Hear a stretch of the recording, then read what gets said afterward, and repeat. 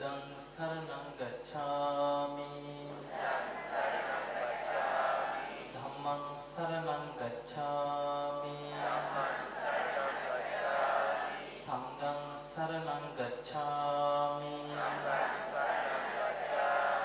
ဒုတိယံ පි බුද්ධං සරණං ගච්ඡාමි ဒုတိယံ පි ධම්මං සරණං ගච්ඡාමි ဒုတိယံ පි සංඝං සරණං ගච්ඡාමි တတိယံ පි බුද්ධං සරණං ගච්ඡාමි တတိယံ පි ධම්මං සරණං ගච්ඡාමි တတိယံ පි සංඝං සරණං ගච්ඡාමි ပါဏာတိပါတာ වීරමණී සික්ඛාපදං සමාදියාමි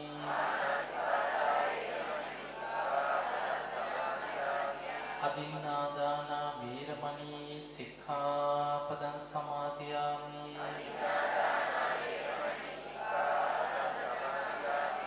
คามีสุมิจฉาชาราวีรมณีสิกขาปดังสมาธิยามิ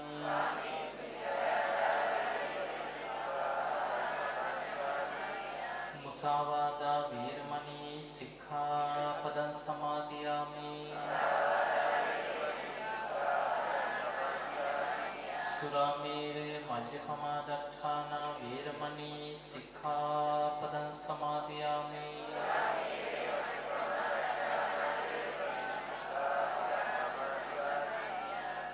තිසරණේන සත්‍තින් පංචශීලං ධම්මං සාදුකං සුරක්ෂිතං කତ୍වා අපමාදේන සම්පාදේත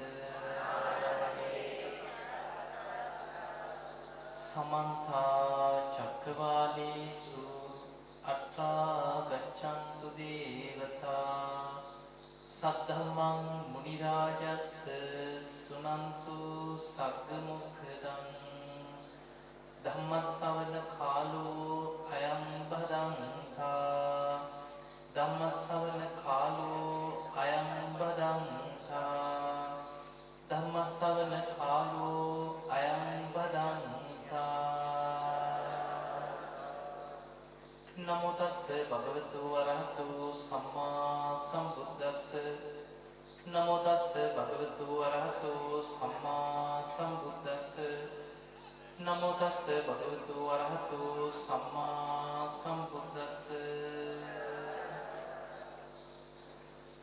අතිගෞරවනීය විහාරාධිපති පූජනීය නායක හාමුදුරන් වහන්සේ ඇතුළු විහාරස්ථානයේ වැඩ වෙසෙන පූජනීය මහා සංඝරත්නයන් අවසරයි ඔබ අද හැම දිනෙකම ඔබේ පන්සලට ඔබේ විහාරස්ථානයට මේ පුණ්‍ය භූමියට එකතු වුණේ ඔබේ ජීවිතයට ඉතාම වැදගත් ධර්ම කාරණා ටිකක් ශ්‍රවණය කරන්න. විශේෂයෙන්ම කල්යාණ උදේසේකර මහතා ඒ නදීරා උදේසේකර මහත්මිය ඇතුළු ඒ පිරිස විසින් තමයි අද මේ ධර්ම දේශනාව ධර්මානුශාසනාව සංවිධානය කරන්නට යෙදුනේ. පින්වතුනි අපි බණ අහනකොට විශේෂයෙන්ම ධර්ම දේශනාවක් පටන් ගන්න පෙර දෙවියන්ට ආරාධනයක් කරනවා. සමන්තා චක්කවාලේසු කියලා දෙවියන්ට ආරාධනා කරලා තමයි බණ කියන්න පටන් ගන්නේ. බුදුරජාණන් වහන්සේගේ ධර්මයේ ශ්‍රවණය කරන්න අපි නොදැක්කට අපිට නොපෙනුනාට විශාල වශයෙන් දෙවි දේවතාවරු එකතු වෙනවා. දැන් බලන්න ධම්මචක්කප්පවත්තන සූත්‍රය. බුදුරජාණන් වහන්සේගේ ප්‍රථම ධර්ම දේශනාව. මනුස්ස ලෝකෙන් කී දෙනාද බණ ඇහුවේ? 5 දෙනා. පුන්නඤ්ඤ වප්ප බද්ධිය මහා නාම අස්සච්චය. ධම්සක් පැවතුම් සූත්‍ර දේශනාව අහන්න භූමාතු දෙවියන්ගේ පටන් අපමිතා බඹලොව දක්වා දිව්‍ය බ්‍රහ්ම ලෝක 22ක් එකතු වුණා. ඒ දේශනාව අහලා අවසන් වෙනකොට පොන්නඤ්ඤ හාමුදුරුවෝ විතරයි සෝවාන් වුනේ.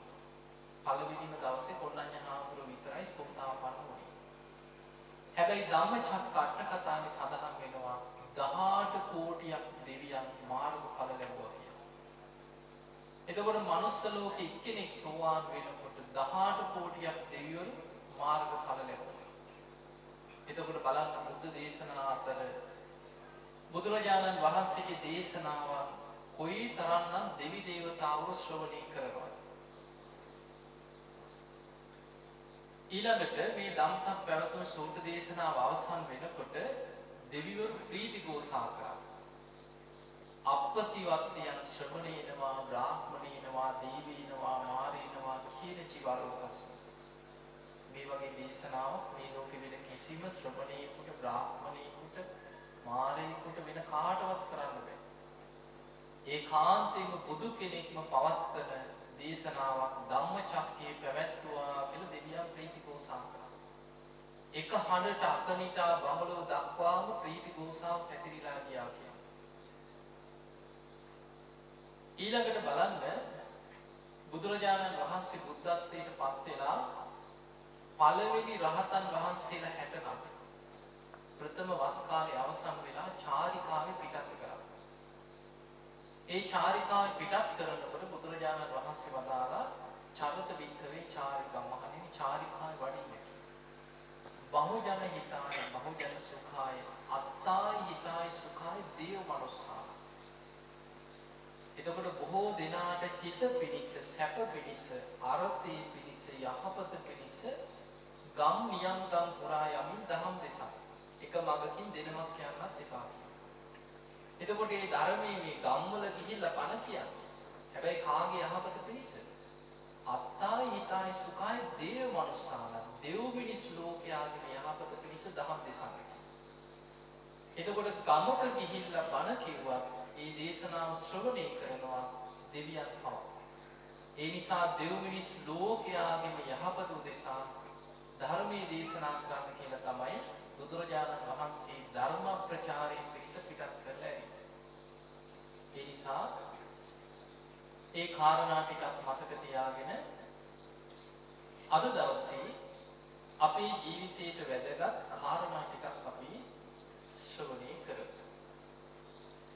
පින්වතුනි බුදුරජාණන් වහන්සේ පහළ වෙනකොට මිනිස් ලෝකේ ආයුෂ කීයද? ඒ කාලේ මිනිස්සුගේ සාමාන්‍ය ආයු අපේක්ෂාව කොහොමද? අවුරුදු කීයක් වගේ තිබ්බද? 120යි. ඒ කාලේ මිනිස්සුන්ගේ සාමාන්‍ය ආයුෂ ඊට වඩා වැඩිපුර හිටපු අයත් හිටියා. ඒ තමයි බක්කුල මහරහතන් වහන්සේ අවුරුදු 160ක් වැඩ හිටියා. අනුරුද්ධ මහරහතන් වහන්සේ අවුරුදු 150ක් වැඩ හිටියා.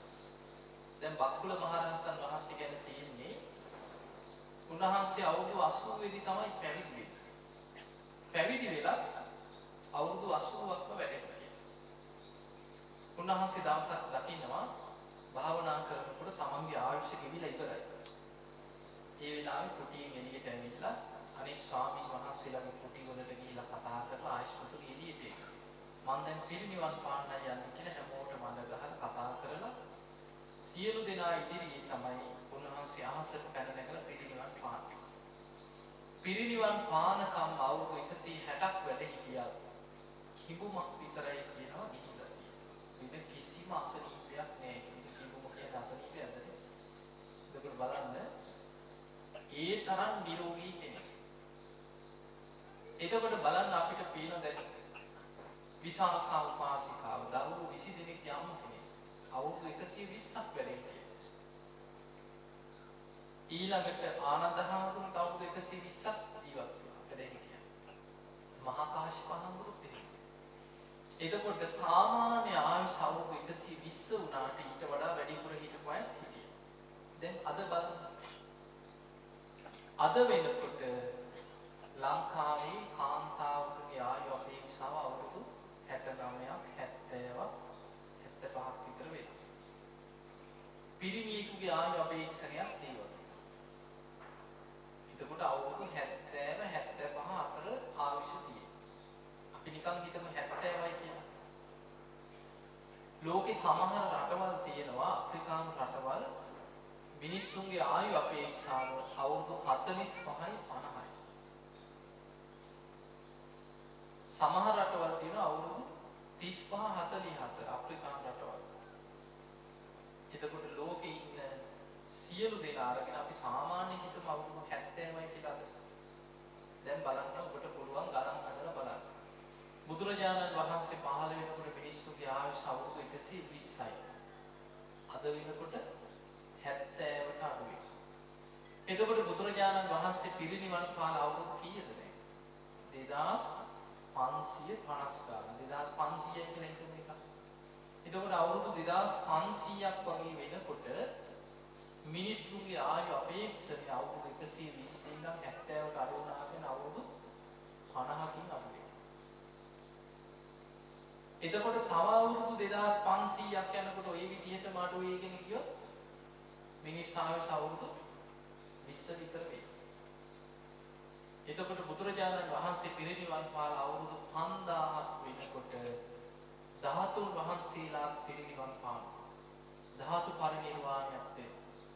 බුදුරජාණන් වහන්සේ පිරිනිවන් පාන අවුරුදු 5000ක් සම්පූර්ණ වෙන වෙසක් පුන් පොහොය දවසේ සිරිපා සලකුණු හතරම බුද්ධ අධිෂ්ඨානයෙන් පිහිටවපු සිරිපා සලකුණු හතරක් තියෙනවා. ඒ හතරම මැකිලා යනවා. ධාතුන් වහන්සේලා සියල්ල බුදුරුවක් මැවිලා අහසේ පෙළහර පාලා අහසේම අතුරු දහම් වෙලා පිරිනිවන් පානවා.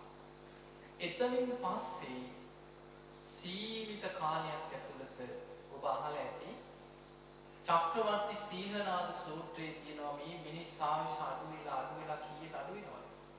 අවුරුදු 10ට අඩු වෙන කාලයක් යන තියෙනවා. එතකොට අවුරුදු 10 වෙනකොට මිනිස්සුන්ගේ ස්වභාවයේ දේශනා විස්තර කරනවා මහණෙනි මනුස්ස ස්වරූපයෙන් ඉන්නේ තිරිසන් වගේ පිරිසක්. අම්මා තාත්තා අඳුරන්නේ සහෝදරයෝ අඳුරන්නේ නෑදෑකම් සහෝදරකම් බල්ලෝ බලල්ලෝ එළුවෝ කුකුලෝ වගේ තමයි කියන හැසිරෙන්නේ. ද්වේෂයේ කොච්චර උස්සන්න වෙනවද කියන්නේ කෙනෙක් දිහා දකින්නකොටම මේක මරන්න ඕනේ කියලා හිතපු ගමන් අතට ආයුධයක් පහළ වෙනවා. එතකොට බලන්න හිතන ද්වේෂ සහිත සිතුවිල්ලත් එක්කම ආයුධ අතට පහළ වෙනවා. අම්මල දරුවෝ මරන්න පන්නනවා කියන දරුවෝ අම්මලා මරන්න පන්නනවා කියන. එතකොට මේ වගේ එකිනෙකා මරාගෙන ලෝකේ දේ විලක් බවට පත් වෙනවා. සීමිත කාලයක් ඇතුළත මේ විනාශය වෙනකොට ඊට දවස් කීපයකට පෙර දේවතාවරු විලාප දීගෙන කියාගෙන යනවා. තව දවස් කීපයකින් මේ වගේ මුර්ග සම්වර්ෂාවක් ඇදහැරෙනවා. ඒ නිසා එක එක්කෙනා වෙන වෙනම ගිහිල්ලා හැංගෙන්න තියෙනවා. ජීවිතේට ආදරයක් තියෙනවා. එක තැන ඉන්න එපා කියනවා. මොකද එකට හිටියොත් අනිත් කෙනා මරන්න හිතෙනවා. ඒ නිසා වෙන වෙනම හැංගිලා දවස් 6-7ක් ගෙවා ගන්නවා. බොහෝ දෙනෙක් පිළිගන්නේ නැහැ. ඒ වෙනකොට ලෝකේ බලවත්ම දේ නියත මිත්‍යා දෘෂ්ටිය විතරයි කියන. ඒ නිසා පිළිගන්නේ නැහැ. දෙවියන් කවුරු කිව්වත් පිළිගන්නේ නැහැ. ඒ නිසාම මුර්ග සම්වර්ෂාව වෙනලා මිනිස්සු විකෘති වෙලා ලේ පිපාසාවෙන් එකිනෙකා මරා ගන්නවා. ඊටාම සුළු පිරිසක් ඉතුරු වෙනවා. දැන් බලන්න ලෝකෙ කෝටි 700ක් හිටියත් ඒ දේශනාව දිහා බලනකොට පේනවා අඩු ගානේ 20-30000ක්වත් ලෝකෙන් ඉතුරු වෙන ස්වභාවයක් නැහැ. අන්නේ ඉතුරු වෙන ටික දෙනාගෙන් තමයි ආයෙමත් ටික ආයුෂ වර්ධනය වෙලා ජනගහනය පැතිරිලා යනවා.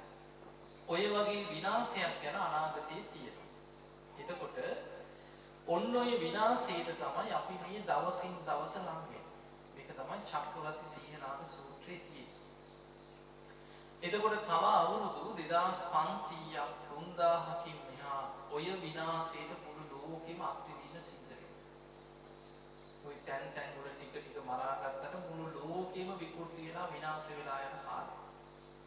එතකොට බලන්න පින්වතුනි අපිට පේනවා අනාගත ලෝකේ අපි මේ හිතන සංවර්ධනය දියුණුව බොහොම නිකන් දියුණු අමුතු ලෝකයක් නෙමෙයි අනාගතයේ තියෙන්නේ. එන්න මිනිස්සු කෙලෙස් වලින් විකෘති වෙනවා. ආයුෂ අඩු වෙලා යනවා. ශරීර ශක්තිය අඩු වෙනවා. ලෙඩ රෝග වලට වේගින් මිනිස්සු ගොදුරු වෙනවා. අනේ නිසා අද යන්තම් අපේ වාසනාවකට බුදුරජාණන් වහන්සේ පිරිනිවන් පාන අවුරුදු 2500 ගාණක් වුණත් තාම පිරිසිදුව ධර්මයේ ටික අහන්න ලැබෙනවා. ඒ නිසා මිනිස් ආයුෂ අවුරුදු 60 70 කාලෙක හරි අපි මනුස්ස ලෝකෙ ඉපදිලා ඒ බුදුරජාණන් වහන්සේගේ ධර්මය අහලා යම් මට්ටමින් හරි ගැලවෙන්න ක්‍රමයක් ධර්මයේ තුල තියෙනවා. අපි අප්‍රමාදීව මේ ධර්මයේ කරා ගියේ නැත්නම් අන්තස්සරයි. ඒ නිසා පින්වතුනි අප්‍රමාදී වෙන්න උත්සාහ කරන්න. අපි බලමු ධර්මයේ පෙන්නනවා කෙනෙක් මරණාසන්න වෙනකොට මරණාසන්න පුද්ගලයාට ඊළඟ උපත පිණිස බලවත් වෙනවා කියනවා එක්ක කර්මය එක්ක කම්ම නිමිත්තක් එහෙම නැත්නම් ගති නිමිත්තක් මරණාසන්න මොහොතේ බලවත් වෙනවා. ඊට අනුව තමයි ප්‍රතිසන්දිය කරා ඇදිලා යන්නේ. එතකොට මේ තුල සමහර වෙලාවට අකුසල් කරපු කෙනෙකුට මරණාසන්න වෙනකොට තමන් කරපු දේවල් පේනවා. කර්ම. මම මේ වගේ පව්කම් කරා. මේ වගේ වැරදි වැඩ කරා. මම මේ වගේ නොපනක්කම් කරා. මම මේ වගේ අපරාධකාරයෙක් නේද කියලා තමන් කරපු දේවල් මරණාසන්න වෙනකොට චිත්‍රපටි පේනවා වගේ පේනවා. අන්න කර්මී බලවත් වෙනවා ඊළඟ උපත පිණිස. එක්ක කම්ම නිමිත්තක් මොනවා හරි කරපු අපරාධවල තැන් තැන් වලින් නිමිති පේනවා. තමන් කරපු පව්කම් තැන් තැන් වලින් සිහි වෙනවා. ගති නිමිති කියන්නේ අකුසල් පැත්තෙන් ගත්තොත් නිරේ යන කර්ම හැදිලා නම් මරණාසන්න වෙනකොටම ගිනි දැල් පේන්න පටන් ගන්නවා. යමපාලු පේනවා. තමන්ට වද දෙනවා පේනවා. මැරෙන්න පෙරම නිමිති පහළ වෙනවා මරණාසන්න කාලේ. ඒවට කියනවා ගති නිමිති කියලා. ඊළඟට දේශනාවේ පෙන්නනවා තිරිසන් අපායට කර්ම හැදිලා මරණාසන්න කාලේ වෙනකොට ගති නිමිති හැටියට බිය තැති ගැනීම වැඩිපුර දැනෙනවා කියලා. මහා ඝන අන්ධකාරයක් එක්ක හැම වෙලාවෙම හිතට බය තැති ගැනීම වැඩිපුර දැනෙනවා. මම අම්මා කෙනෙක් බලන්න ගියා. ඒ අම්මා අවුරුදු 85ක විතර අම්මා කෙනෙක්. දරුවෝ දැක්කත් දොර මුල්ලේ හැංගෙනවා. ඇඳ ආස්සේ හැංගෙනවා. ආම්බරේට කවුරු හරි ආපු ගමන් එක්ක ඇඳට පැනලා බෙඩ්ෂීට් 3-4ක් පොරෝගෙන උන්ටි වෙනවා. මම යනකොටත් බෙඩ්ෂීට් 3-4ක් පොරෝගෙන උන්ටි වෙලා ඇකිලිලා හිටියා. ඉතින් දරුවෝ කියව මේ අම්මේ හාමුදුරුවෝ ඇවිල්ලා කියලා. පොඩ්ඩක් පැත්තකින් ඇහැ එළියට දාලා බැලුවා ඔළුවේ ඉඳන් පොරෝගෙන එකපාරට උගුරුවා. කතා කරන්න ඇකිලෙනවා ඇති. බලන්න කර්ම වල ස්වභාවය. බුද්ධ දේශනාවේ පෙන්නනවා දැන් ওই තිරිසන් සත්තුන්ට වැඩිපුරම දැනෙන්නේ මොකද? බලන්න පොඩි සත්‍යයක් ආව සත්තු බයයි. දුවනවා. හැකිලෙනවා. හැංගෙන්න තැන්පේ. එක්ක උන්ඩි වෙනවා. එක්ක ගුහාවකට හරි කොහෙට හරි සැනින් පිංග ගන්නවා බයක් ඇති වෙච්චනවා. ඒ වගේ තිරිසන් සතුන්ට මරණාසන්න වෙනකොට තිරිසන් සතුන්ට තියෙන්නේ බිය තැති ගැනීම. අපාය යන කර්ම හැදිච්ච කෙනාට තිරිසන් අපායට මරණාසන්න කාලේ ওই වගේ ලක්ෂණ පේනවා. ওই වගේම සිදුවීමක් තියෙනවා බුද්ධ දේශනාවේ. රජගහනුවර වේළුවනාරාමයේ ආශ්‍රිතව හිටියා චුන්ද සූකරේ. අහලා ඇතිනේ. ආනන්ද හාමුදුරුවෝ බුදුරජාණන් වහන්සේට ඇවිල්ලා කියන ස්වාමීනි භාග්‍යවතුන් වහන්සේ අර උරු මරණ චුන්ද සූකරිකගේ ගෙදර අද නම් උරු ගොඩක් මරණව ඇහෙනවා. උදේ ඉඳන් උරු මරණව ඇහෙනවා. බුදුරජාණන් වහන්සේ වදාළා ආනන්ද උරු මරණව නෙමෙයි කි. චුන්ද සූකරික ඔය මැරෙන්න පණ අදිනවා. ඌරෙක් කෑ ගහන විදිහට කෑ ගහලා තමයි පණ. එතකොට බලන්න මේ කර්ම විපාක මරණාසන්න කාලේ මැරෙන්න පෙරම නිමිති පේනවා.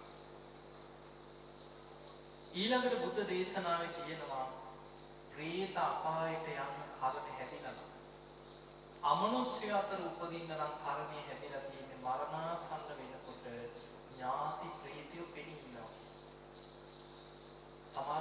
පේන්න වෙනවා. අන්න අපි මැරිච්ච තාත්තා පේනවා. මැරිච්ච අම්මා එනවා කියනවා. මැරිච්ච ආච්චි නෝන පොඩි කඩාගෙන මෙහි වරින් වී කියනවා. අහලා නැද්ද? කියනවා. පපුලින් යන්න කියයි දෙල්ල විලකුවා කියයි. එතකොට අනිත් දරුවන්ට පේන්නේ වෛද්‍යවරුන්ට පේන්නේ නැහැ, නිසීලට පේන්නේ නැහැ. මරණාසන්න කිරාට අකුසල් බලවත් වෙනකොට අර මැරිච්ච ඥාති ප්‍රීතිව අමනුෂ්‍ය පෙනීදලා තමන්ගේ ගොඩට ඇදලා ගන්න උත්සාහ කරනවා. අන්න ඒවට කියනවා ගති නිමිති කියලා. ඊළඟ උපත ගැන නිමිති පේනවා. ඒ නිමිති කොච්චර භයානකද කියන්නේ සමහර නිමිති මැරෙන්න පෙරම පේනවා යන තැන. අනේ කුරුණෑගල පැත්තේ අම්මා කෙනෙක් දැන් අවුරුද්දක් විතරයි. ඒ ගෙදරින් සැරින් සැරේ මට කතා කරනවා මේ පුතේ. ඒ අම්මා ඉල්ලන්නේ මට අමු මස් තියන් අමු ලීලියන් කියලා. ඒ දුව කියනවානේ හාමුදුරුවනේ අපි රතු වල ගෙඩියක් මිරිකලා තමයි කිව්ව අම්මට වතුර ඉක්කවන්නේ. ඒක බලන්න කොච්චර භයානකද කියලා. මම කිව්වා ඉතින් අපිට නම් බේරන්න බෑ දැන් නම්. අවුරුදු 86ක් 87ක්. දැන් සිහි කල්පනාව දුර්වලයි. මැරෙන්න වැටුණාට පස්සේ ධර්මයේ මතක් වෙන්නේ. ජීවත් වෙලා ඉන්නකම් ගුණ ධර්මයක් පුරුදු කරලා නෑ. මං කිව්වා පිළිත් ටිකක් අනේ හාමුදුරනේ පිළිත් දාන්න බැරිද කියලා. ගෙදර පිළිත් දාතු වෙදී ඉඳන් පූතියන්න පටන් ගන්නවලු කණේ ඇඟිල්ල ගහගෙන. ඕක වහපිය මට ඉන්න බෑ මාව පිච්චෙනු මාව දරුවෝ කියලා මොන තියෙනවා. ඒකවල බලන්න කොච්චර අසරණයිද කියලා. ඒ දරුවෝ ඉතින් මාව කතා කරලා මේ ළඟදී කතා කරා. ඒ පුතා මායි කතා කරනකොට ඒ දුව ළඟ ඉන්නවා. ඒ දුව මට ඇහෙනවා ඒක. හාමුදුරුවන්ගෙන් අහන්න කියන ඔහොම ඉඳලා අම්මා මැරුණොත් අපිට මොකක් වෙයිද කියලා. එතකොට දැන් බය තියෙන්නේ අම්මා ගැනද? අම්මා ගැන බයක් නැහැ. අම්මා යන තැන දරුවෝ සක්සුදක්සේ දන්නවා. දැන් තියෙන බය ඔහොම ඉඳලා අම්මා මැරුණොත් අපිට මොකක් වෙයිද? අනිවාර්යෙන් මිනිය වල්ලපු ගමන් රෙදි ඇඳ දුවනවා දේවල් ගන්න. එතකොට බලන්න ජීවිතේ කොච්චර අසතුටුයිද. ඔන්න මනුස්ස ජීවිත ලබන. බෞද්ධ නාමයෙන් ජීවත් වෙනවා. එතකොට ජීවිතේ යමක් කරගෙන ගොයේ. මොකක්ද මේ බෞද්ධකමින් තියෙන ප්‍රයෝජනය? ඒ නිසා පිටුතුනි මේ ලැබිච්ච මනුස්ස ජීවිතයේ තුල සුගතියට යාගන්න උත්සාහයක් ගන්න. සුගතියට යන්න නම් මෙන්න මේ විදිහට ජීවිතේ පුරුදු කරන්න. සෑම බුදු කෙනෙක්ම ලෝකයට පෙන්නලා දෙන අනුශාසනාව තියෙනවා. සබ්බ පාපස්සංකර. පාපී අකුසල් වලින් වළකින්න. අපේ කය මුල් කරගෙන කෙරෙන අකුසල් තියෙනවා. ඒවෙන් වළකින්න. වචනයෙන් කරන අකුසල් තියෙනවා. වචනය සංවර කරගෙන අකුසල් වලින් වළකින්න. හිතෙන් කෙරෙන අකුසල් තියෙනවා. පුළුවන් තරම් හිත දමනය කරගන්න. එතකොට මෙහෙම අකුසලෙන් වැළකීලා සීලයක පිහිටියා කියලා හිතන්න. දැන් කෙනෙක් සීලවන්තයි. සීල සමාදන් වෙලා ඉන්නවා. හැබැයි පරණ වැරදි හිතා හිටියොත් මගේ කාලේ මේ වගේ පව්කම් කරානේ. ඉස්සර මම මේ වගේ අපරාධ කරානේ. මම මේ වගේ පව්කම් කරලා තියෙනවා නේද කියලා මේ පරණ වැරදි හිතා හිටියොත් මොකද වෙන්නේ? අකුසල් හිතන්න මොකද වෙන්නේ? අකුසල් බලවත් වෙනවා. ඒ නිසා සබ්බ පාපස් අකරණම් කියන අකුසල් වලින් වළකිනවා විතරක් නෙවෙයි වෙච්ච වැරදි අකුසල් හිතෙනොත් අයින් කරන්න. ඒවා හිතෙන් බැහැර කරන්න. Taman සීලයක පිහිටියට පස්සේ පරණ වැරදි අදාළ නැහැ දැන්. දැන් බලන්න අඟුලිමාල කොච්චර සීලයක පිහිටියද කියන්නේ පැවිදි වුණාට පස්සේ සත්‍යක්‍රියාවක් කරා. මේ බුද්ධ ශාසනයේ පවතින තාක්කල් බලගත් සත්‍යක්‍රියාව. අදටත් අපි මේ පිළිදලා බලනවා. අදටත් ඔබ දරුවෙක් හම්බෙන්නේ ඉන්නකොට අඟුලිමාල පිළිද කියව ගන්න නැද්ද? කියනවා.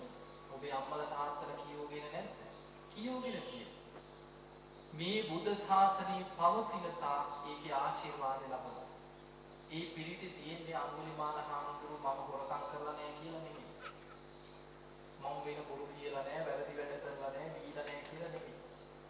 මම බුද්ධ ශාසනයට ඇතුල් වෙච්ච දවසේ ඉඳන් යතෝහම් බගි කියන්නේ නැටි නාමී අරියාය ජාතියා ජාතෝ මම ආරි ජාති ඉපදුනාට පස්සේ ඒ කියන්නේ මව් කුසින් නෙමෙයි බුද්ධ ශාසනයට ඇතුල් වෙච්ච දවස ගැන කියන්නේ. ආරි ජාති ඉපදුනාට පස්සේ බුදුරජාණන් වහන්සේගේ බණ අහලා ආර්ය ශ්‍රාවකෙක් වුණාට පස්සේ සංචිච්ච පානං ජීවිතා වෝරූපේතං දැන කිසිම ප්‍රාණියෙකුගේ ජීවිතයක් තොර කරේ නැහැ. මේක සත්‍යයි. සොත්තිතේ හෝති සොත්තිකං වස්සාති. මේ සත්‍යානුභාවයෙන් ඔබ සුවපත් වෙලා සුවසේ දරුවා බිහි වේවා කියන සත්‍ය ක්‍රියාව. එතකොට මේ සත්‍ය ක්‍රියාව කරේ බුද්ධ ශාසනයේ බුදුරජාණන් වහන්සේගේ ශ්‍රාවකෙක් වෙන්න පෙර දහස් ගණන් මිනී මරපු අපරාධකාරයෙක්. ඒ කාලේ අඟුලිමාල කියන දරුණු පුරා මිනී මරපු. හැබැයි බුදුරජාණන් වහන්සේගේ ශාසනයට ආවට පස්සේ සීලේක පිළිපියට පස්සේ දැන පුංචි සතෙක්වත් ජීවිතයක් තොර කරපු නැති සීලවන්ත මිනිසුවක් බවට පත් වුණා. එතකොට බලන්න මොන තරම්නම් කෙනෙක්ගේ ජීවිතේ ධර්මයේ ඉදිරියේ පරිවර්තනය කරගන්න පුළුවන්. ඕනෑම දරුණු කෙනෙකුට ධර්මයේ තුල තමන් රෝම දමනය වෙච්ච ධර්මයේ කරාගෙන මොන සංවර කෙනෙක් වෙන්න පුළුවන්. ඒ නිසා සියලු අකුසල් වලින් වළකිනවා විතරක් නෙමෙයි වෙච්ච වැරදි අකුසල් හිතෙනුත් අයින් කරන් දක්ෂ වෙන්න. ඊළඟට අපි පුරුදු කරන්න ඕන මොනවද? කුසලස්ස උපසම්පදා. කුසල් වඩනවා. පුළුවන් තරම් දන් දෙනවා, සීල් රකින්නවා, භාවනා කරනවා, කුසල් වඩනවා. කරන කුසල් ගැන සිහි කරගන්න. ඒවා අමතක කරන්නේ. දැන් අකුසල් හිතන්න අකුසල් බලවත් වෙන නිසා අකුසල් හිතේ බැහැර කරනවා. කුසල් හිතන්න මොකද වෙන්නේ? කුසල් වැඩෙනවා. ඒ නිසා කුසලස්ස උපසම්පදා. අපි කරපු පුංචි පිනක් හරි අමතක වෙන්න නොදී වර්ධනය කරන හිතේ වඩනවා. ඒ නිසා තමයි ඉස්සර මිනිස්සු පින් පොත් තියාගන්නේ. ඒ කරන පින් දහම් දවස ගානේ ගිහිල්ලා ලියනවා. බණක් කියනකොට ගිහිලා ලියනවා. අද මම මේ වගේ ධර්ම දේශනාවක් ශ්‍රවණය කරා. මතක තියෙන හැටියට සාරාංශ කරලා ලියනවා. අද මම මේ විදිහේ දානයක් දුන්නා. දැන් අපි හිතමු පාරේ ඉන්න හිඟන මිනිස්සෙකුට කන්න ටිකක් දුන්නා කියලා. දක්ඛිනාවිභංග සූත්‍රයේ තියෙනවා තිරිසන් සතෙකුට කෑම ටිකක් දුන්නොත් ආත්ම 100ක් ආනිසංසයි. අන්ධ බාල පුතඥ දුස්සීල කෙනෙකුට මිත්‍යා දෘෂ්ටික දුස්සීලේ. අනේ පවකේ අනුකම්පාවේ කෑම ටිකක් දුන්නොත් ආත්ම 1000ක් ආනිසංසයි. එතකොට අපි අසරණී කියලා කල්පනා කරලා දිගුණ දහම් හොයලා නෙමෙයි අපි අසරණ මිනිස්සු උදව් කරන්නේ. අනේ පව කියලා අසරණකමනේ නැති නිසා නිල්ලන්නේ. අපි ඒ වගේ කල්පනා කරලා උදව් කරනවා. ආත්ම 1000ක් ආනිසංසයි. ඒක බලන්න කොච්චරද ආනිසංසය. බුදුරජාණන් වහන්සේ අවස්ථාවක පෙන්නනවා මහණෙනි තථාගත බුදුරජාණන් වහන්සේ තරම්ම දානීය වටිනාකම මේ ලෝකෙ මිනිස්සු දන්නවා නම් තමන්ට කන්න තියෙන එක බත් පිඟානක් වෙන්න පුළුවන්. ඒකේ එක කොටසක් තිරිසන් සතෙක් වෙනුවෙන් හරි දන් දෙනවා. ඒ තරමටම දානීය ආනිසංස බහුලයි. ඒ නිසා පින්වතුනි තමන්ගේ ජීවිතයේ ශක්ති පමණින් දාන ආදී පින්කම් කරගන්න. මහා ලොකු දේවල් කරන්න බැරි. හැබැයි වතුර ටිකක් දන් දීලා දිව්‍ය ලෝකෙ ගියා ඉන්නවා. සමහර වෙලාවට උද්දණ්ඩක් මිරිකල පූජා කළ එක බත් හැන්ද පූජා කළ දිව්‍ය ලෝකෙ ගියා ඉන්නවා. මල් ටිකක් පූජා කළ දිව්‍ය ලෝකෙ ගියා කියන විමානවත් වේදී. එතකොට වැදගත් වෙන්නේ අපි දෙන දේටත් වඩා චේතනාවේ තියෙන පිරිසිදුකම. අපි හිත පහදවාගෙන තුන් සිත පහදවා දන් දෙනවා නම් පිරිසිදු චේතනාවෙන් ඒ කරපු පින ගැන සිහි කර සතුටු වෙන්න පුළුවන් නම් බලවත් කරගන්න පුළුවන් නම් අන්න මහ විශාල පිනක් ජීවිතේ ගොඩනගන්න පුළුවන්. ඒ නිසා පින්වතුනි පුළුවන් තරම් සීල් රකින්න. නිතර බුදු ගුණ හිතන්න පුරුදු වෙන්න. බුදු ගුණ සිහි කරන්න බුද්ධානුස්සතිය වැඩෙනවා. ඒක භාවනාව. ධර්මයේ ගුණ සිහි කරන්න ධම්මානුස්සතිය වැඩෙනවා. ඒකත් භාවනාව. සංඝ ගුණ සිහි කරන්න සංඝානුස්සතිය වැඩෙනවා හිතේ. ඒකත් භාවනාව. තමන් ආරක්ෂා කරන සීලය ගැන මෙනෙහි කරන්න. මම මේ විදිහේ සීලයක් සමාදන් වෙලා ඉන්න කෙනෙක්. අද දවසේ මම මේ ශික්ෂාපද ටික රැකගත්තා කියලා තමන්ගේ සීලාදී ගුණධර්ම දවස ගානේ මෙනෙහි කර බලන්න. ඒක සීලානුස්සතිය. ඒකත් භාවනාව. තමන් දන් පැන් දුන්නා නම් මොනවා හරි ජීවිතේ කරපු පින්කම් ඒවා හැම වෙලාවෙම සිහි කරා. මම මේ වගේ පින් කරගෙන තියෙනවා. කාටවත් බයි දන් දුන්නා නෙමෙයි. මම මේ විදිහට දුක් මහන්සි වෙලා උපයාස අපයාගත්ත දේවල් මම මේ විදිහට දන් දීලා තියෙනවා. මම මේ වගේ පින්කම් කරලා තියෙනවා. මට කොයි තරම් ලාභයක්ද කියලා කරපු පින ගැන හිතන්න ඒ තුල හිත වැඩෙන. ඒක ත්‍යාගානුස්සති භාවනාව. එතකොට බලන්න අපි ගුණධර්ම දියුණු කරගෙන අපි දියුණු කරන ගුණධර්ම ගැන හිතන්න ඒ තුල හිත වැඩෙන. ඒව භාවනාව. අනුස්සති භාවනාව හැටියට වෙන්නේ. අනේ නිසා තමන් කරන පින සීකර කර බලවත් කරන්න උත්සාහයක් ගන්න. අන්නේ තුල තමයි අපිට සුගතිගාමී වෙන්න තරම් පින් බලවත් කරගන්න පුළුවන් වෙන්නේ. ඊළඟට ඔබ අහලා ඇති දුටුගැමුණු රජුරුව ගැන. පින්වතුනි දුටුගැමුණු රජුරුව මරණාසන්න වෙච්ච වෙලාවේ දිගාමඩුල්ලේ හිටපු සද්ධාතිස්ස කුමාරයාට කතා කරලා කියනවා මලනෝනි මගේ ගැන හොයන්න එපා. මගේ අසනීප ගැන හිතන්න එපා. මගේ හුස්ම ටික යන්න පෙර මේ රුවන්වැලි මහා සෑය වැඩ අවසන් කරන්න කියලා. මට මේ චෛත්‍ය වැඩ ඉවර කරලා පෙන්නන්න කිව්වා. ඒ වෙලාවේ සද්ධාතිස්ස රජු මොකද කරේ? ඉක්මනට චෛත්‍ය වැඩ අවසන් කරගෙන යනකොට දැනගත්තා දුටුගැමුණු රජුගේ ආවිෂයෙන් ඉවර වීගෙන යනවා. චෛත්‍ය වැඩ අවසන් කරන්න පෙර රජු මැරෙයි කියලා හිතුවා.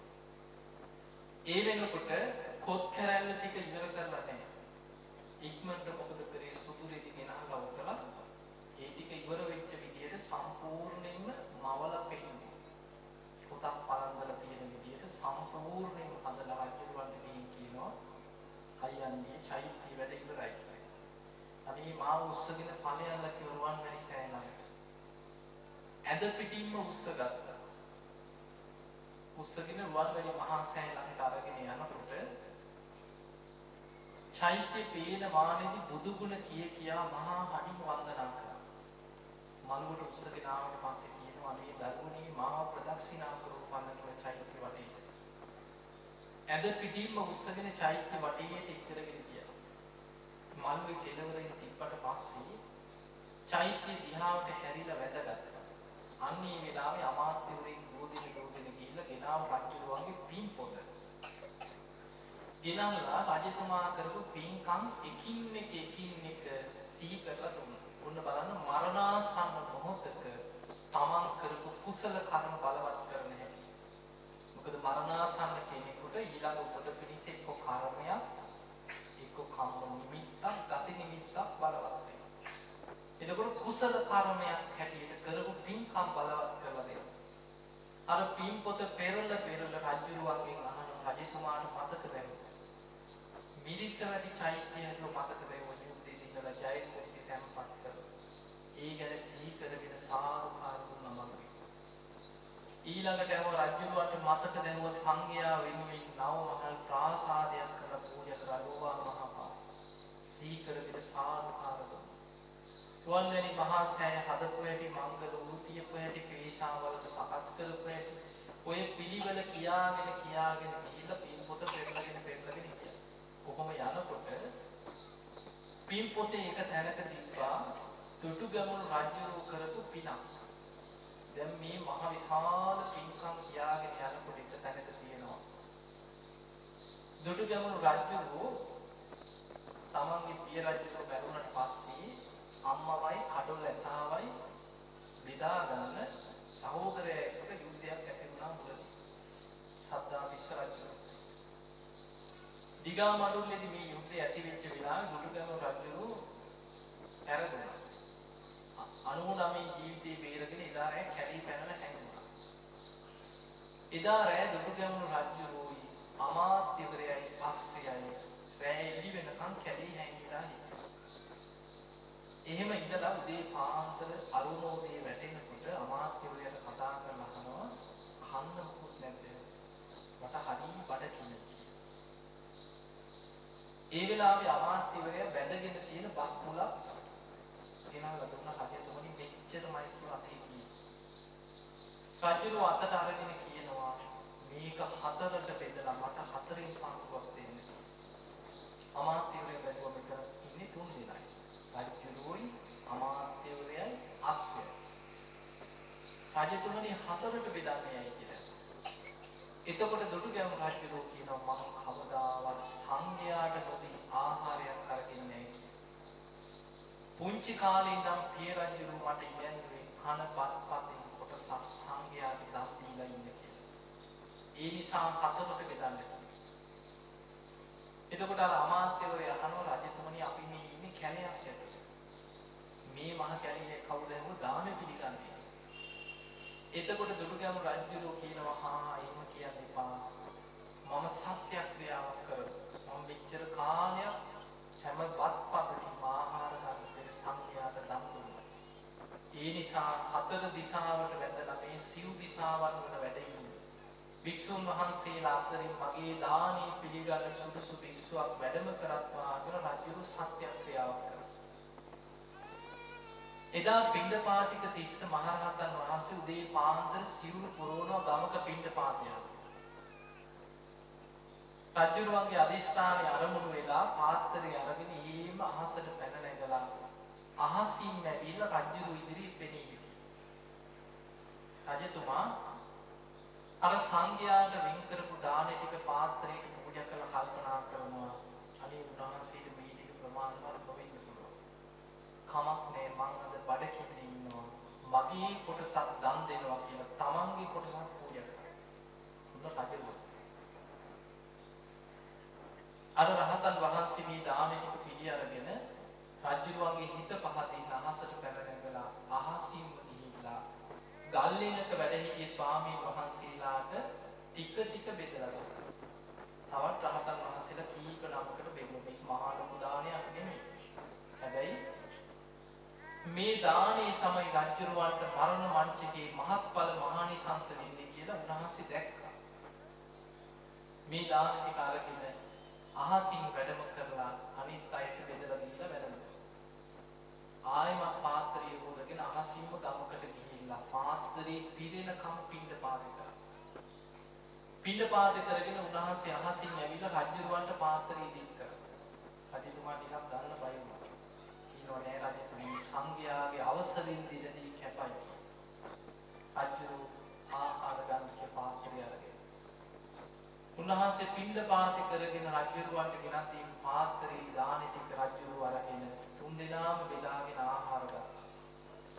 අරගෙන පාත්‍රේ හොදලා දෙනකම් උන්වහන්සේ එහෙම පළකට වැඩගෙන වැඩ හිටියා. පාත්‍රේ හොදලා අපේ තියාගෙන රජුරව කල්පනා කරනවා මම කවදාවත් හිස් පාත්‍රයක් සංඝයාට දීලා නැහැ. මාලිගාවේ ඉන්නකොට මට පාත්‍රයක් අතට හම්බුණොත් දානෙ පුරවලා මම පූජා කරේ. කොහොමද මම මේ හිස් පාත්‍රී සංඝයාට දෙන්නේ කියලා හිතුවා. බලනකොට කරේ දාගෙන ඉඳලා ලක්ෂයක් වටින රන් නූලෙන් ගියපු කහපාට සලුවක්. මේ සලුව අරගෙන නමලා පාත්‍රය ඇතුලේ තියලා උන්වහන්සේට පූජා කරා. මේ සලුවත් සංඝයාට පූජා වේවා කියලා. මේ රහතන් වහන්සේ මේ සලුවත් පිළි අරගෙන අහසින්ම වැඩම කරා. දුටුගැමුණු රජුරවන්ට මරණ මංචකේ බලවත් ඔන්න ඔය පිනයි කියන්නේ. අර පින් පොතේ තියෙන පින්කම් කියාගෙන ගියා හිත පැහැදුනා. සාදුකාර විදි කරපු පින්කම් සීත හැබැයි මේ පින ගැන සිහි කරා රජුරවන්ට මතක දැහුවා මහා වනාන්තරේ අතරමං වෙලා හිටපු දවසක බඩකින්නේ ඉඳගෙන තමන්ගේ බත්පත දන් දුන්න මතකද කියලා. අන්න එතකොට රජුරවන්ට ඒ පිනේ හිත පිහිටියක් වෙනවා. ඒකට හේතුව දැන් රුවන්වැලි සෑය, රෝවා මහපාය, ඉනිසවැටි මහ විශාල පින්කම්, මහ විශාල නිර්මාණ. හැබැයි ඒ ඔක්කොම කරේ රජකම් කරනකොට බලේ කියනකොට මොනවා කරන්න බැයිද? හැබැයි මහා වනාන්තරේ අතරමං වෙච්ච වෙලාව බඩකින්නේ ඉන්න වෙලාව කුසගින්නේ බයෙන් රැයක් ගෙවපු වෙලාවේ බඩකින්නේ ඉඳගෙන තමන්ගේ බත්පත දන් දුන්නා. මං කොයි තරම් ත්‍යාගවන්තයිද කියලා ඒ පිනේ හිත පිහිටියා. මේ පින බලවත් වෙනකොට මරණ මංචකේ අන්න ගති නිමිති හැටියට දුටුගැමුණු රජුරවන්ට අහසේ දිව්‍ය රථ 6ක් ලැබිලා පේන්න ගත්තා කියලා. රජුරවන්ට අඬ ගහනවා රජතුමා ඉන්න අපේ දිව්‍ය ලෝකේ. රජුරු ඉන්න අපේ දිව්‍ය ලෝකේ කියලා දෙවියන් අඬ ගැහුවා. එතකොට ඔය වගේ ඉන්න කියනවා සවැත් නුවර ධම්මික සිටුවරයා. සවැත් නුවර ධම්මික සිටුවරයා මරණාසන්න වෙනකොට දෙවියන් අහසේ පෙනී ඉඳලා සිටුතුමා ඉන්න අපි අතරට සිටුතුමා ඉන්න අපේ ළඟට කියලා අහසේ ඉඳන් කතා කරා කියලා. එතකොට බලන්න පින් කරගත්ත කෙනාට දෙවියන් පේනවා මරණාසන්න වෙනකොට. සමහර දෙවිවරු අහසේ ඉඳන් අඬ ගහනවා කතා කරනවා. හැබැයි අකුසල් බලවත් වුණොත් මරණ මංචකේ පේන්නේ අමනුෂ්‍ය. එක්ක යමපල. ගිනිදල් පේන. එක්ක තමන් වැදගෙන යනවා පේන. අන්තසල. ඒ නිසා පින්වතුනි මරණාසන්න මොහොතේ අසරණ නොවෙන්න නම් අප්‍රමාදීව කුසල් දහම් දියුණු කරගන්න උත්සාහයක් ගන්න. දැන් හිතන්න මාතා පුත්ත බය සූත්‍රය කියලා තියෙන අංගුත්තර නිකායේ දේශනාව. දෙමව්පියෙකුට නෑදෑයෙකුට යාළුවෙකුට හිතවතෙකුට කාටවත් බේර ගන්න බැරි අවස්ථා 4ක්. දැන් හිතන්න බුදුරජාණන් වහන්සේ මේක පෙන්නනවා කෙනෙක් වයසට ගිහිල්ලා ජරා ජීර්ණ වෙලා එකතැන මල මුත්‍ර කරගෙන දුක් විඳිනකොට අන්තසර නෑදෑයෙකුට යාළුවෙකුට හිතවතෙකුට දරුවෙකුට කාටවත් බේර ගන්න බැහැ කියලා. දැන් හිතන්න වයසට ගිහිල්ලා එක්තැන් වෙලා එකතැන මල මුත්‍ර කරගෙන නැගිට ගන්න බැරුව දුක් විඳිනකොට කාටවත් පැනලා බේර ගන්න පුළුවන්. ආමේ අපි කෙනා එයාට එහෙම වෙන්න දෙන්න බෑ. එයා කොහොමද වයසට යන්නේ කියලා කාටවත් බේරන්න පුළුවන්. එහෙම බේර ගන්න බෑ. අන්තසර. ඊළඟට ලෙඩක් දුකක් හැදිලා අසරණ වුණා. අන්තසර. මම කියා පිළිකාවක් හැදිච්ච දෙයක් බලන්න. කටි පිළිකාව ඇවිල්ලා. එතකොට දිව කපලා අයින් කරනවා. කම්බුල සම්පූර්ණයෙන්ම මේ මස් ඔක්කොම අයින් කරනවා. ඕන දිහා බලන්න බෑ. එතකොට S2 විතරයි ඒ ටික ඔක්කොම අනිත් ටික ඔක්කොම මූණ වෙලාගෙන වහගෙන රෙද්දක් දාගෙන. උගුරු දණ්ඩ ළමින් කපලා ඉවරලා පටයක් දාලා තියෙනවා. එතනින් තමයි කෑම එකක් මොනවා හරි දීල් කරපු වතුර වගේ දෙයක් ඇතුළට යනවා. දැන් හිතන්න කොච්චර අසරණද කියලා. අන්ත අසරණ. ඒ ASCII මෝඩ දරුවෝ දෙන්නෙක් ඉන්නවා. මෝඩ දරුවෝ දෙන්න අනේ අහනවා අම්මේ දැන් හෙට අපි එනකොට අම්මා ආස කරන දෙයක් කියන්න අපි අරන් අම්මා කන්න කැමති දෙයක් කියන්නේ. අනේ මම අහගෙන පැත්තකට. දැන් අම්මට රහ දැනෙනවද? දිවක් කපනවා. උගුරු දාන්න ළඟ තමයි බටයක් දාලා කෑමට කියවන්නේ. අර අම්මා පොතක් තියෙනවා. කතා කරන්න බැහැ නේද? පොත අතට අරගෙන ලියලා දෙනවා. රතුහාරුවත් එක්ක කට්ට සම්මෝලයක්. පොලොස් මැන්නුවා. මේවා හිතේනකොට අරන් ඉන්නේ. ඔන්න බලන්න අද අම්මට කරන අපරාධ. එතකොට බලන්න මරණාසන්න වෙච්ච මේ අම්මට බුදු ගුණයක් සිහි කරලා දෙන්න. අනිත්‍ය ස්වභාවයේ සිහි කර. මේ ශරීරයේ තියෙන මේ දුක් සහිත ස්වභාවය අනිත්‍ය ස්වභාවයේ සිහි කරලා ධර්මයේ මෙනෙහි කරවන්නේ නැහැ. අන්න බලන්න ධර්මයක් නොදැන ගත්තට පස්සේ මොනතරම් අනතුරක්ද කියලා. ඒ නිසා ඒ වගේ ලෙඩක් දුකක් හැදිලා අසරණ වුණාට පස්සේ අන්ත අසරණ කාටවත් බේර ගන්න පුළුවන්. කියාට හිතෙන්න බෑ කියලා කවුරුත් පැනලා බේර ගන්න පුළුවන්. පුළුවන්කමක් නැහැ. ඊළඟට විශාල විපත් ඉදිරියේ අන්ත අසරණයි. හතරවෙනි එක තමයි බුදුරජාණන් වහන්සේ වදාළන මරණ මංචකේ දෙමව්පියෙකුට නෑදෑයෙකුට යාළුවෙකුට හිතවතෙකුට ඇවිල්ලා ඉදිරිපත් වෙලා කාටවත් බේරන්න බෑ කියලා. එයාට මැරෙන්න දෙන්න බෑ. අපි ඉන්නවා කියලා එහෙම කාටවත් පැනලා බේරන්න පුළුවන්. එහෙම පුළුවන්කමක් නෑ. අන්ත අසරණ. කොච්චර වට කරගෙන ඇඬුවත් ඌ තිබ්බත් දාලයා නෙකෝ කියලා කොච්චර ගෑ ගැහුවා. ඉන්න පුළුවන්. ඔබලා කියන නිසා මම අතර වෙන්නම් කියලා ඉන්න පුළුවන්. ඈ? එහෙම පුළුවන්කමකුත් නෑ. එතකොට බලන්න මරණාසන්න කෙනා අන්ත අසරණයි. මේ අසරණකමෙන් මිදෙන්න තියෙන දේ තමයි කුසල් දියුණු කර ගැනීම. පින් දියුණු කර ගැනීම. කුසල් වැඩුවත් මැරෙනව නැතත් මැරෙනවා. හැබැයි කුසල් වඩලා පින් රැස් කරගත්ත කෙනා මරණාසන්න වෙනකොට ශක්තිමත් කෙනෙක්. පිනෙන් බලවත් වෙච්ච කෙනෙක්. එයා බොහොම සතුටින් ඉන්නේ. එයාට අපාය බයක් නැහැ. ඒකාන්තයෙන් මම සුගතියමයි කියන විශ්වාසයෙන් තමයි මරණය කරා යන්නේ. අන්නේ කෙනා මරණයෙන් ඉඳි අසරණ වෙන්නේ. ජීවිතේ ධර්මයක් පුරුදු කරපු නැති කෙනා මරණාසන්න වෙනකොට අන්ත අසරණයි දහමතිය මදිනවා. අනේ දරුවනේ මාව බේර ගනින්න. අනේ බුදු දොක්ටර් මාව බේර ගනින්න කිය දහතිය මදිනවා. ඒ නිසා පින්තුනි මරණාසන්න මොහොතේ අසරණ නොවෙන්න නම් අප්‍රමාදී කෙනෙක් බවට පත් වෙන්න. අප්‍රමාදීව පින් දහම් රැස් කරගන්න ජීවිතේ. බලන්න බුදුරජාණන් වහන්සේ මුද ගැහෙන දවසක් දෙවි කෙනෙක්. ඒ දෙවියන් ඇවිල්ලා ගාථාවකින් කියනවා අච්චෙන්ති කාලා. කාලේ වේගින් ගෙවිලා යනවා. තරයන් තිරක්තිය. දවල් රැය දෙක ඉක්මීලා යනවා. වයෝ ගුණ අනුකුම්පං ජහත්. මේ ලෝකේ සත්‍යයන් දවසින් දවස වයසට යනවා. ඒතම් භයං මරණීට එක්කමාන. දවසින් දවස වයසට ගිහිලා මරණයට ලඟ වෙන කෙනා මරණී ඉදිරියේ බයක් ඇති ගැනීමක් ඇති කරගන්නවා. පුඤ්ඤානි කෛරාත සුඛා වහති. මරණී ඉදිරියේ බය ඇති ගැනීම ඇති කරගන්න කෙනා ජීවිතයේ සැප ගෙනත් වෙන පින් දහම් අප්‍රමාදීව රැස් කරගන්න ඕනේ කියලා ගාථාවක් කියනවා. එතකොට මේ ගාථාවෙන් තියෙන්නේ කාලයේ වේගින් ගෙවිලා යනවා. දවල් රැය දෙක ඉක්මලා යනවා. උපන්නා වූ සත්‍යය දවසින් දවස මොහොතින් මොහොත ෂණයෙන් ෂණේ මරණයට ලං වෙනවා. මරණී ඉදිරියේ බයක් ඇති ගැනීමක් ඇති කරගන්න කෙනා අප්‍රමාදීව පින් කරගන්න ඕන කියලා කියනවා. බුදුරජාණන් වහන්සේ ගාථාවේ දෙවියන්ට කියනවා ඔබ කියපු දේ ගොඩක් දුරට හරි කියනවා. හැබැයි අන්තිම පදේ ටිකක් මේ විදිහට වෙනස් කරගන්න.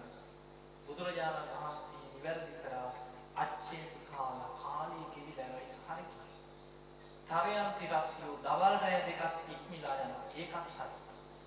වයෝ ගුණ අනුකුම්පං ජහත්. ලෝකේ සත්‍යයන් දවසින් දවස වයසට යනවා. ඒකත් හරි. ඒතම් භයං මරණී පෙක්ඛමාන. මරණීදී බය ඇති ගැනීම ඇති කරගන්න කෙනා බුදුරජාණන් වහන්සේ වදාළ පින් විතරක් කරලා එතනින් නතර වෙන්න එපා. අඩුම ගානේ සෝවාන්වත් වෙලා මේ සතර අපායකින් මිදෙන්නම මහන්සි ගන්න කියලා. ඒකට හේතුව පින්වතුනි සමහර වෙලාවට දැන් පින් කරා පින කියන්නේ දෙවිලා අවසන් වෙන දෙයක්. දිව්‍ය ලෝකේ ඉපදුනත් පින ඉවර වුණාම චුත වෙන අපායක වැටෙනවා. ඒක දේශනාවක තියෙනවා දෙවි කෙනෙක් දිව්‍ය ලෝකේ ඉපදුනා දිව්‍යාංගනාවරු 1000ක් පහළ වුණා පිනට. මේ 1000ක් දිව්‍යාංගනාවන් අතරින් 500ක් දිව්‍යාංගනාව එක්ක නන්දන උයනට ගියා විනෝද වෙන්න. ගිහිල්ලා නන්දන උයනේ මල් නෙලලා හිටියා. මේ දෙවියන් බොහොම සතුටින් නන්දන උයනේ විනෝද වෙන්න. අර දිව්‍යාංගනාව 500ම මල් නෙලනවා. මින්න හැරිලා බලනකොට අර 500ම නැහැ. කොයිල බැලුවා බලනකොට 500ම චුත වෙලා මහා නිරේත වැටිලා. නන්දන උයනින්ම දිව්‍ය ලෝකෙම චුත වෙලා අපායට වැටිලා පෙර කරපු අකුසලයක් බලවත් වෙනවා. ඒ වෙලේ මේ දෙවියන් බය වුණා, තැතිගත්තා, විමසල බැලුවා. බලනකොට Tamanටත් තව දවස් 7කින් පෙර කරපු අකුසලයක් බලවත් වෙලා අපායට වැටෙන්න තියෙනවා අනිත් 500 දෙනාත් එක්ක. ඉක්මනට බය වෙච්ච පාර ජේතවනාරාමයේ 500ම එකතු කරගෙන බුදුරජාණන් වහන්සේ ළඟට ඇවිල්ලා ස්වාමීනි භාග්‍යතුන් වහන්සේ අපට ධර්මයක් දේශනා කළ සීක්වා කියලා වන්දනා කළා. බුදුරජාණන් වහන්සේ දෙවියන් ඇතුළු 500ක් දිව්‍ය පිරිස මුල් කරගෙන ගාථාවකින් දහම් පිසුවේ. දේශනාව අවසන් වෙනකොට අර 500 දෙනාම සෝවාන් මාර්ග ඵලවලට පත් වුණා. එතකොට බලන්න අපිට පේනවා ඒකෙන් තමයි අපායගාමී අකුසල් ටික ප්‍රහාණය කරන්නේ. එතකොට දිව්‍ය ලෝකේ ඉපදුනා චුත වෙලා අපායට වැටෙන්න පුළුවන්. ඒ නිසා පුළුවන් තරම් පින් කරන්න, ඒත් එක්කම කුසල් වඩාගෙන ධර්මයේ කරා යන උත්සාහයක් ගන්න. ධර්මයේ කරා යන උත්සාහයක් ගත්තේ නැත්නම් අපිට කියන්න බෑ කවුරුද කොතන කොයි මොහොතේ. දැන් වැඩි තියෙන්නේ අපි මැරෙන වෙලාව දන්නේ නැහැ කවුරුත්. මැරෙන දවස දැනගත්තා නම් කොහොම නෙමෙයි. කොහෙන් හරි කේන්ද්‍ර කාර්යයෙන් හරි හරියට දැනගත්තොත් ලබන අවුරුද්දේ මැරෙනවා කියලා නිකන් දවසින් දවස ගෙවෙන්නේ කොහොමද? එල්ලුම් ගහට නියම වෙච්ච මිනිස්සයා වගේ. අනේ තව ජීවත් වෙන්න තියෙන්නේ මාස 10යි. තව ජීවත් වෙන්න තියෙන්නේ මාස 9යි. තව 8යි. කොහොම දවසින් දවස නිකන් මැවි පේන්නේ උස්සගෙන යනවා. ඒක දන්නේ නැති නිසා වෙලා තියෙන්නේ බාලගිරි දෝෂේ වගේ එකක් ඇවිල්ලා තියෙනවා. අද නොවේ හිත. දැන් මේ පස්සේ කරමු. කම්මැලි. අපිට තව කල් තියෙනවා. පස්සේ බැදී. ඔය වගේ එකක් තියෙනවා. ප්‍රමාද වෙවි ඉන්නවා. මැරෙන්න වැටෙන කම්ම දන්නේ නැහැ. කරගත්ත දෙයක් නෑ අන්තිමට. ඒ නිසා පින්වතුනි අප්‍රමාදීව ගුණ ධර්ම දියුණු කරගන්න උත්සාහය ගන්න. දැන් නිකන් අවංකව හිතන්න අපේ පවුලේ පරිලෝකය ගැන නිකන් අවංකව හිතන්න. කලාතුරකින් කෙනෙකුට තමයි අසවල් අයින සුගතියේ ඇති කියලා විශ්වාසයක් ඇති වෙන්නේ. එහෙම විශ්වාසයක් ඇති වුණා නම් අනිවාර්යෙන් ඒ අය හොඳට දන් දීපු සිල් රැකපු පින් කරගත්ත බොහෝම ගුණධර්ම රැකගත්ත කෙනෙක් ගැන විතරයි නෑදෑයන්ට හරි විශ්වාසය තියෙන්නේ. අපේ දෙමව්පියෝ අපේ නෑදෑයෝ අපේ ඥාති මෙන්න මේ කෙනා නම් සුගතිය ඇති.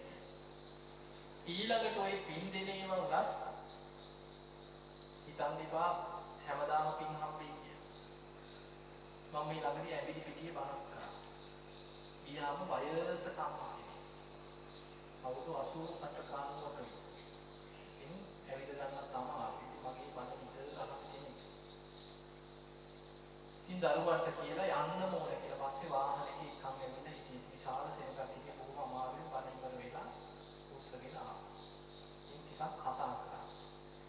කියනවා හාමුදුරනේ මේ ඉහි කෙස් ගානක පින්කම් කරලා කටින පින්කම් මෙච්චරක් කරා. ඉතින් කළු පින්කම් කියවනවා. මං කියවනේ යන්නේ කොච්චරද? කොයිතරම් පින්කම් කරලා. එහෙමනම් අම්මට පොඩ්ඩක්වත් බය වෙන්න දෙයක් නෑ. අම්මා ඉතින් ඒකාන්තයෙන්ම සුගතියේ තමයි. ඊ වුණාට හාමුදුරනේ විශ්වාස නැtei. මොන වැඩේ? කොච්චර පින්කම් කරලා තමන් කරපු පිනේ විපාක ගැන විශ්වාසයක් නැහැ. ඊට පස්සේ කියනවා මම ඉතින් ඒ උනාට දරුවන්ට කියලා තියෙන්නේ මම මැරුණාට පස්සේ උඹලා මාව සිහි කරලා හොඳට පින් කරපල්ලා කියලා. මම ඒ පින් ගන්න දෙවිතුරු. මෙච්චර පින් කරලා මේ දරුවන්ගේ පින් ගන්න බලාගෙන ඉන්නවද? අම්මා පරදත්තුක ප්‍රේතෙක් වෙනද හිතන්නේ කියලා. ඒකත් එක තමයි ඒක කියන්නේ. එතකොට බලන්න තමන් මෙච්චර පින් කරත් තමන්ට තියෙන්න ඕනේ ඒක තමයි ලෞකික සම්මාදිට්ඨිය කියන්නේ. දානේ විපාක තමන් කරා එනවා කියලා දන් දෙන කෙනාට විශ්වාසයක් තියෙනවා. දැන් ඔබ කරන පින්කමක් ඔබ මොකක් හරි පිනක් කරා නම් විශ්වාස නැති වෙන්න විදියක් නැහැ. අනිවාර්යෙන් මේක විපාක තමන් කරා එනවාමයි. ඒ නිසා කරපු පින ගැන හිත හිතා සතුටු වෙන්න. මගේ ජීවිතේ මම මේ වගේ පින්කම් කරා. මම මගේ ජීවිතේ මේ වගේ පින්කම් කරා කියලා කරන පින ගැන හිත හිතා සතුටුයි. දැන් හිතන්න ওই දුගති වල වැටෙනවනේ බොහෝ දෙනෙක්. අපි ගමු දුගතියේ පව් කරලාම අපායෙ වැටෙන පෙරේත ලෝකෙ වැටෙනවා කියලා.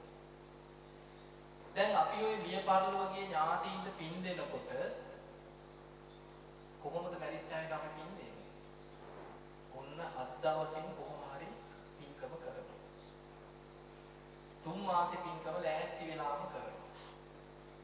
ඊළඟට අවුරුද්දේ ඊළඟට අවුරුදු 5 ඊළඟට 10 ඊළඟ පරම්පරාව වෙනකොට මැරිච්ච ආච්චිලා සීලාගේ නම් දන්නේ නැහැ පොඩි එකා. ඇත්තද බොරුද? දැන් ඔබ දන්නවද ඔබේ ආත්තලා කිරිකිත්තලා මොත්තලා මැරිච්ච අයගේ පින් දෙනවද සිහි කරලා? නෑ. හැබැයි දුගතියකට වැටුණොත් අවුරුදු දසදහස් ගණන් අර සාරිපුත්ත හාමුදුරුවන්ගේ අම්මා වෙලා ආත්ම 5කට කලින් අම්මා වෙච්ච කෙනෙක්. අවුරුදු දසදහස් ගාණක් ප්‍රේත ලෝකේ ඉඳලා සාරිපුත්ත හාමුදුරුවෝ ආත්ම 5ක් ඉපදී ඇවිල්ලා පස්වෙනි ආත්මේ රූපසාරී පැමිණීමේ දරුවෙක් හැටියට ඉපදිලා රහත් වෙලා පින්ඳ පාත යනකොට ඒ ප්‍රේතිය පෙනී හිටියා. පෙනී ඉඳලා කියනවා නේ ස්වාමීනි ඔබ වහන්සේට මාව අඳුරන්න බෑ කියලා. මම ඔබ වහන්සේගේ ආත්ම 5කට පෙර අම්මා කියලා. මං සාපිපාසාරි විඥානේ මට පින් ටිකක් දෙන්න කියලා පෙනී හිටියා. එතකොට අපිට පේනවා සමහර අමනුෂ්‍ය දුගතිය වැටුණාම අවුරුදු දසදහස් ගණන් ඒවා දුක් විඳිනවා. ඒ නිසා අනුන්ගේ පිනකින් යැපෙන්න බලාගෙන ජීවත් වෙන්න එපා. මෙච්චර වටින මනුස්ස ජීවිතයක් ලැබිච්ච වෙලාව මේ තරම් ගුණධර්ම පුරන්න පුළුවන් වෙච්ච වෙලාව මේ තරම් පින් කරගන්න පුළුවන් වෙච්ච වෙලාවේ ජීවිතේ පින් දහම් රැස් කරගන්න කුසල් දහම් දියුණු කරගන්න දම් දෙන්න සීල රකින්න භාවනා කරන්න පින් කරන්න ධර්මයේ දියුණු කරගන්න උත්සාහයක් ගන්න. තමන් පොඩි මට්ටමින් පටන් ගත්තා. චේතනාව පිරිසිදු වෙනම් පුංචි පිනක් ඇති සුගතිය ආගන්න. ඒ නිසා තමයි වතුර ටිකක් දන් දීලා දානෙ හැන්දම් පූජා කරලා දිව්‍ය ලෝකෙ ගියයි ගැන දේශනාවල තියෙනවා. අන්න ඒ නිසා පින්වතුනි ඔය කියන කරුණු ටික හොඳට මතක තියාගන්න. ඊළඟට හැම වෙලෙම හිතන්න මරණය ගැන සිහි කරන් බය වෙන්න එපා. මැරෙනවා කියන එක හිතන්න බය වෙන්න එපා. කවදා කොතන කොයි මොහොතේ මරණයට මුහුණ දෙන්න සිද්ධ වෙයි හිතන්න. ඒ ගැන විතර හිතන්න. ආයුෂ ගෙවෙනව දෙන්නේ කොච්චර ආදරෙන් ජීවත් වුණා. කවුරු හරි ඉස්සර වෙනවද නැහැ. කවුරු හරි ඉස්සර වෙනවා. අපේ පවුලේ 10 දෙනයි කියන්නේ කවදා හෝ මරණිවත් කියලා 10ක්. නෑදෑ හිත මිත්‍රයෝ 100ක් අපිට ඉන්නවා කියන්නේ කවදා හෝ මරණිවත් 100. ඒක යථාර්ථය. ඒ නිසා මේ ගැන හිතන්න බය වෙන්න එපා. මරණය ගැන හිතන කෙනා තරම් අප්‍රමාදීව ගුණධර්ම වඩන කෙනෙක් බුදු වැසීමවත් දකින්නේ නැහැ. මරණ සතිය කියන්නේ අප්‍රමාදී භාවයේ පිළිසම උපකාර වෙන දෙයක්. බුදුරජාණන් වහන්සේලා පිරිනිවන් පෑවා. පසේ බුදුවරු ලෝකෙ වැඩ හිටියා. උන්වහන්සේලා පිරිනිවන් පෑවා. රහතන් වහන්සේලා දසදහස් ගණන් ලක්ෂ ගණන් වැඩ හිටියා පිරිනිවන් පෑවා. සක්විති රජවරු වැඩ හිටියා. අද පොළොව හාරලවත් හොයන්න තියෙන අද රජවරු සිටුවරු සක්විති රජවරු කියන්නේ. ඒ නිසා අපි කවුරු ඉපදුනා නම් අනිවාර්යෙන් ජාතිපච්චය ජරා මරණය කරා ලං වෙනවාමයි. ඒ නිසා කවදා කොතන කොයි මොහොතේ හුස්ම ටිකයි දන්නේ ඊට පෙර අප්‍රමාදීව ගුණධර්ම දියුණු කරගන්නවා කියන අදිෂ්ඨානයක. ඒ නිසා පිළිතුරේ බුදුරජාණන් වහන්සේගේ අන්තිම බුද්ධ වචනේ හැම වෙලාවෙම හිතන්න. හම්දදාන වික්කවේ ආමන්ත්‍රය.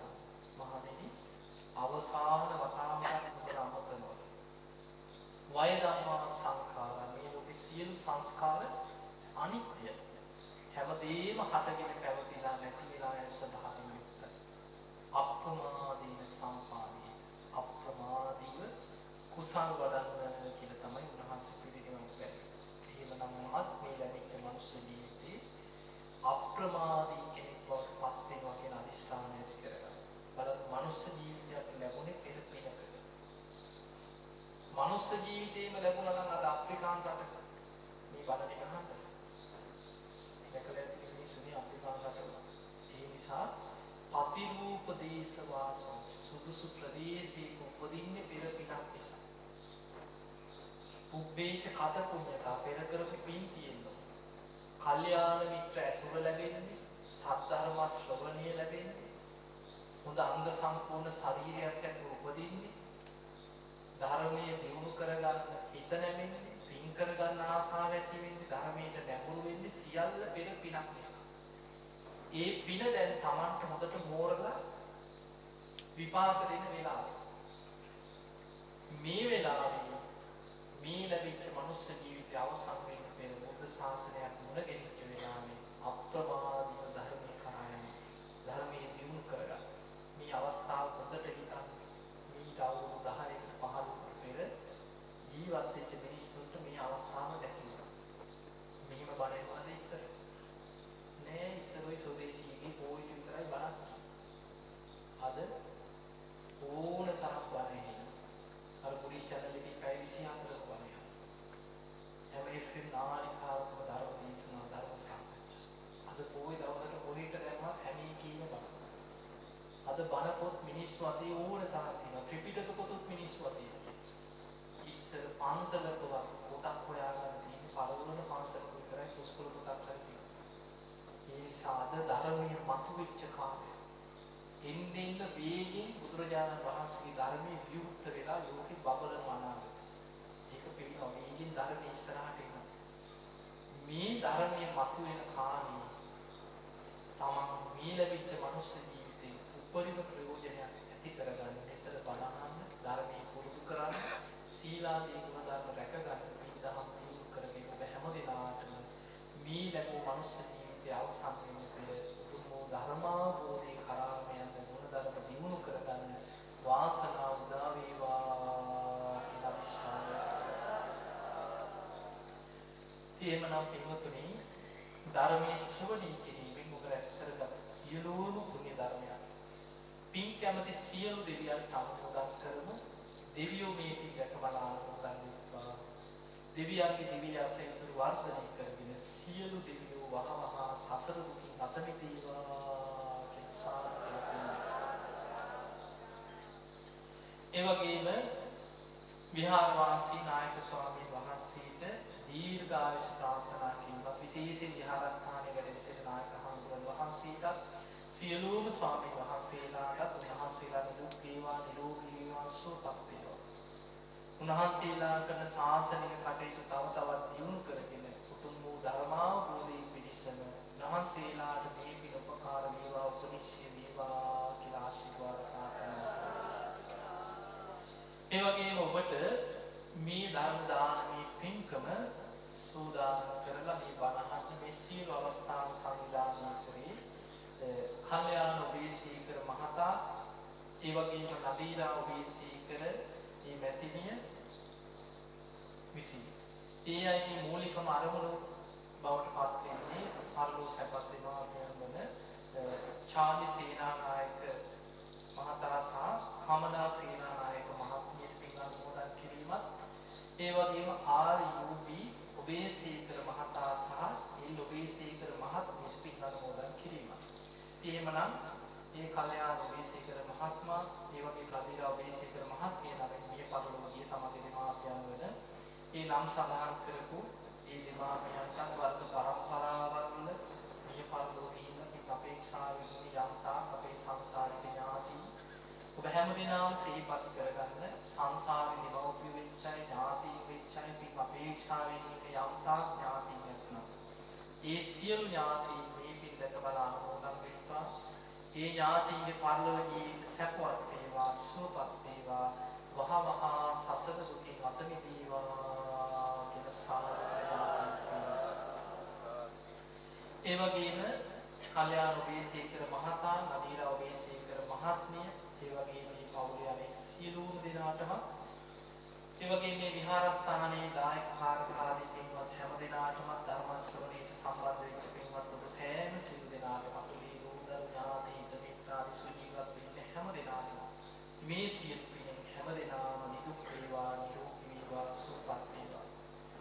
සියලු දෙවියන්ගේ පිහිට රැකවරන හැම දිනාටම සැලසේවා. ගන්න හෙළන හුස්ම රැල්ලක් පාසා තබන පියවරක් පාසා තුනුරුවන්ගේ අනන්ත ආරක්ෂාව රැකවරන්නේ හැම දිනාටම සැලසේවා. හැම දිනාටම තුන් වූ ධර්මාවබෝධය පිණිසම මේ සියලු පින උපකාර වේවා උපනිශ්‍රය වේවා කියන ප්‍රාර්ථනාව කරනවා. වෙනදන් අභිවාදන සීවිස්ස නිච්ඡං වද්ධා ප්‍රචායිනෝ චත්තාරෝ ධම්මා වද්දන්ති ආයුවන්නෝ සුඛං බලං ආයුරාෝග්‍ය සම්පatti සග්ග සම්පatti මේවච අතෝ නිබ්බාන සම්පatti මිනාතේ සම්චතු. හැම දිනම නිදුක් වේවා නිරෝගී වේවා සුවපත් වේවා සුවපත් වේවා සුවපත් වේවා. හැම දිනකටම තෙරුවන් සරණයි.